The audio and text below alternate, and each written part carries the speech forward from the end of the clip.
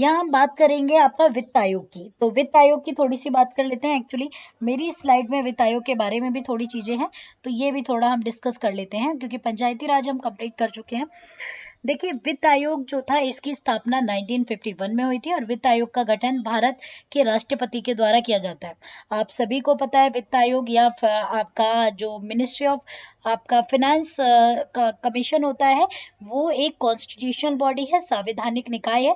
इसीलिए इसका जो गठन किया जाता है राष्ट्रपति के द्वारा किया जाता है। राष्ट्रपति हर 5 साल के लिए वित्त आयोग का गठन करता है, और आवश्यकता अनुसार 5 साल मतलब पहले भी कर सकता है। मतलब अगर उन्हें लगता है कि 5 साल से पहले भी वित्त आयोग का गठन करना है तो वो कर सकते हैं। बच्चे, मैं एडिशनल पढ़ा रही हूँ यहाँ पे, इसको मैंने बीच में ऐसे ही डाल दिया, ठीक है। इसके बाद राष्ट्रपति ही वित्त आयोग के अध्यक्ष की नियुक्ति करते हैं, ठीक है। उच्च न्यायालय इनके साथ जब वो नियुक्ति करते हैं तो एक वित्त आयोग के अध्यक्ष में क्या क्या वो होनी चाहिए, गुणताएं होनी चाहिए। तो सबसे पहले वो आपका उच्च न्यायालय के न्यायाधीश बनने के योग्य होना चाहिए। वित्त आयोग का जो वो है वो उच्च न्यायालय का न्यायाधीश। बच्चों, वित्त आयोग अलग होता है और मिनिस्ट्री ऑफ फाइनेंस अलग होती है, ठीक है। तो आपका वित्त आयोग उच्च न्यायालय के न्यायाधीश बनने योग्य होना चाहिए। आपका फाइनेंशियल मैटर्स की उसको समझ होनी चाहिए, और उसको इकोनॉमिक्स का एक अलग लेवल का ज्ञान भी होना चाहिए, तो वो व्यक्ति आपको बन सकता है। वित्त आयोग का क्या काम होता है? केंद्र सरकार और राज्य सरकार के बीच करों के वितरण की हिस्सेदारी करना। मतलब जो सेंट्रल गवर्नमेंट है वहां से कितना करा जाएगा, यानी कि टैक्स, और आपका जो स्टेट गवर्नमेंट है वहां से क्या टैक्स रिफॉर्म होंगे उसकी करना, ठीक है।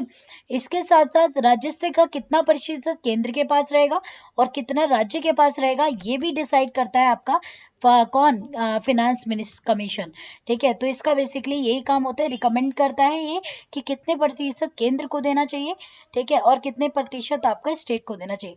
पंकज, मैंने कल क्वेश्चन ही रिवाइज कराए थे।